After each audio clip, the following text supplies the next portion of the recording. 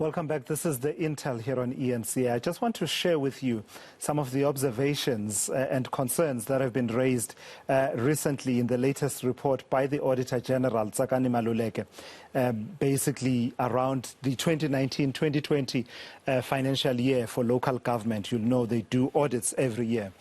The number of municipalities that are getting a clean audit, that is an audit where there are no issues of concern that are flagged by the Auditor General, where, you know, the Auditor General is happy to say the financial records that you have filed reflect the true state of the municipality, and the municipality is in a satisfactory state of affairs in as far as their finances are concerned. The number of clean audits has regressed from when this term of office started. When this term of office for the local government started, there were 33, clean audits. It's not a great number. If you think about 257 odd municipalities, 33 is not a great number at all, but at least it was 33.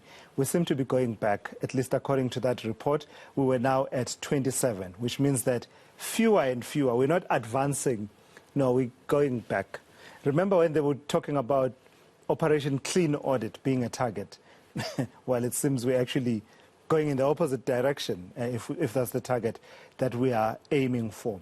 The Auditor General also raising issues to do with the continued use of consultants to prepare the financial statements of these municipalities. So, getting a clean audit or an unqualified audit with emphasis of matter or one of those categories is so important to these officials, such that rather than fix the problem so that they get a clean audit, they will get someone who will help them to report and seem like they're doing something proper. So one of the observations there says the cost of financial reporting has amounted to over 5 billion rand, based only on the salary cost of finance units and the cost of financial reporting consultants, which accounts for 18% of the total cost. So 18% of that 5 billion rand is accounted for by the use of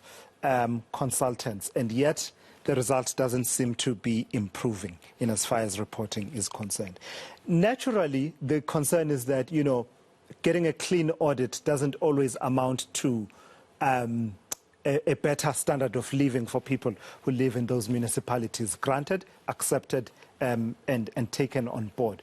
But you are well on your way, aren't you? If you can manage the monies and account for them, you are more than likely to be able to achieve many of the lofty goals that people set themselves at local government. And in fact, a few weeks ago, when we had those municipalities that were performing exceptionally well, including those that had gotten 7 clean audits in a row, such as Midval and Mr. Baloyi there, he did concede that, things could be better for the community, but things, being able to manage monies better does make a big deal, a big difference in communities. All right, let me try and bring in Pompi Litwaba, and Pompi will join us via the line because, of course, connectivity. This is South Africa in 2021. We do seem to be battling with that. Pompi, thank you for joining me from the Thaba Chweu municipality in Mpumalanga. It's in the town previously known as Lydenburg and now Mashishing. A few months ago, we saw protests in your area that brought that whole area to a standstill. I assume that those protests are based on the fact that, the shoe, you are wearing the shoe and the shoe pinches. Just tell me about what the main issues are in Thaba Chweu for you. Good morning to Ntate Simelane, and good afternoon, Tate Simelane, and good afternoon to the viewers. Yes, hello. Good afternoon to you. Yes, Ntate Simelane, I'm a resident of a spaza shop called Thaba Chweu municipality. A municipality that is a mecca of fraud, corruption, and malfeasance. A title that this municipality has jealously defended from 2009. In simple practical terms, it's since 2009 till 2021, this municipality has never received a clean audit. And then in other words, Thaba Chweu is an ATM of ANC politicians in regional and provincial. So the other problem that is more worrisome, it was an issue whereby was raised by the Auditor General, which said she no longer sees the reason to audit the books or the business or the affairs of a spaza shop called Thaba Chweu Municipality, precisely because year in, year out, there are a number of 160 issues which are raised by the same Auditor General. Instead, it becomes from bad to worse. So what is more worrisome? This is a spaza shop. Thaba Chweu is a spaza shop, no longer a municipality, because it is largely protected by provincial, regional, and including the national. So we wonder, because people are no longer looting, but people do as they please. And people do as they please with impunity, without any fear of being arrested and prosecuted. So it is a state of anarchy with this spaza shop called Thaba Chweu Municipality. There is nothing that we could say we are proud of this municipality. And more worrisome, day in, day out, there are unrest.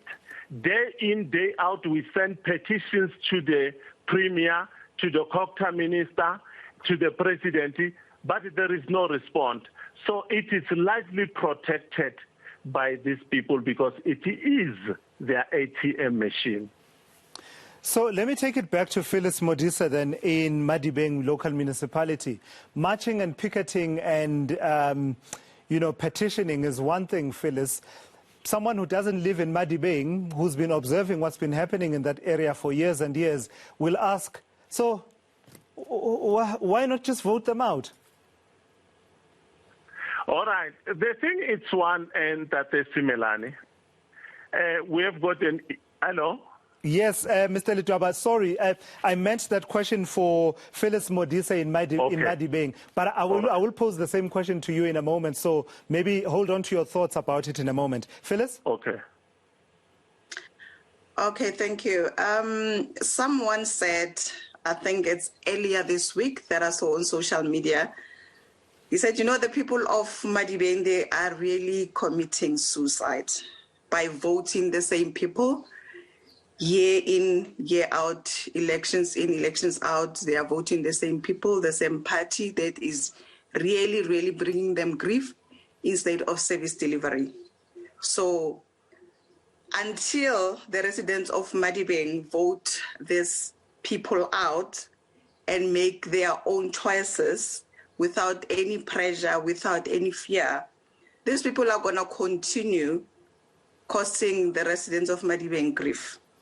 Because we vote for them, but the service delivery is non-existent. So it's really, really up to the residents of Madibeng to vote these people out. We need to have something new. I mean, this party or organization that has been ruling this municipality for 27 years, it's like they were asking for 27 second chances to really deliver the services to the residents of Madibeng. But until now, you can imagine how old a 27-year-old child who was born in 1994, how old is that child? But since then, they don't know clean water. They don't know tarred roads. They only know potholes. And, so, I mean, it's really up to us as the residents to vote these people out. Let me stick with you, Phyllis, for a moment. Have you noticed any change in as far as since the municipality was placed under administration, the latest installment of administration? Because, let's face it, it had been done before. And there's just, a new mandate, new administrators, etc. Does anything change when the municipality is placed under administration? No, not at all. Hence, I said earlier, as when the, let me say, the SAHRC comes and visit the municipality, or the Minister of Water and Sanitation comes to the municipality, you see there's a change or a difference in a week. Then it's back to the normality of having unclean water. They'll, like when they say there's a minister coming to visit or check Madibeng out, they'll be fixing those potholes with sand and stuff like that. When the minister is gone, when the SHRC people are gone, it's back to the normality. Yeah. So there's no change at all. And you bring in an important dimension that informed why we wanted to have this conversation. The South African Human Rights Commission has actively been investigating some of these delivery failures in municipalities and framing them along the lines of rights violations, because there are certain obligations that municipalities have in terms of the Constitution which correspond with residents' rights that the Human Rights Commission has increasingly been observing in the Northwest, in KwaZulu-Natal. I know they did that. And I know that, Mr. Letwaba, they also did that in your municipality there in Thaba Chweu. Recently, there was that probe by the Human Rights Commission around the failures. So why not vote them out? Mr. Letwaba? Mr. Letwaba, I don't know if you are still with me. I'm asking for someone who doesn't understand why you keep people who keep failing you in power. What would be your answer? Is there a lack of alternatives? All right, we seem to have lost Pompi Letwaba there. Let's try Thembikaya Wachi and see if he's still with us. And Mr. Wachi, I don't know if you are still with me, with the activist, your colleague there that joined us during the conversation. If someone asks, you can march all you want, you can petition all you want, why don't you vote these people out? What will be your answer?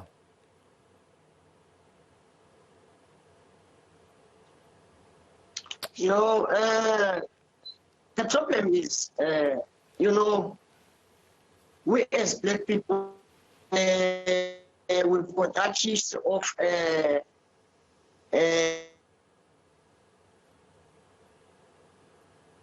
Yeah, all right. No. Mr. Wachi, I truly apologize. I do see that our connection is really not great, and we've come to the bottom of this hour. I've got to thank all of you, and thank you for bearing with me. The difficulties are many in terms of connectivity. We did get a better line to you, Phyllis, out in Madibeng. But for the rest, we really battled with this episode. So what I will do, what I undertake to do is that sometime during the week building up to the elections, we should bring this conversation back on the table, because I believe we need to do justice to it. And hopefully the Human Rights Commission would be able to join us for that conversation and not fear that they'll be seen to be playing party politics, which they are not. They're simply carrying out their work, and they've been doing that for a number of months, way before the elections got underway. And we decidedly decided that we're not going to invite the politicians to come and spin us and tell us how well they've done in turning Mfuleni around. We wanted it to be a conversation of activists. And so I'm asking the team, we will try and organize such that there's good connectivity. If we can get people in studio, we get them in studio, because that, you know, the situation does allow for that to happen in the coming weeks. But I've got to thank you, all of you, for taking part in the conversation. Phyllis Modise there in Madibeng, Pompi Letwaba from Thaba Chweu Municipality, as well as Thembikaya Wachi and his colleague joining me from the Amahlati Municipality.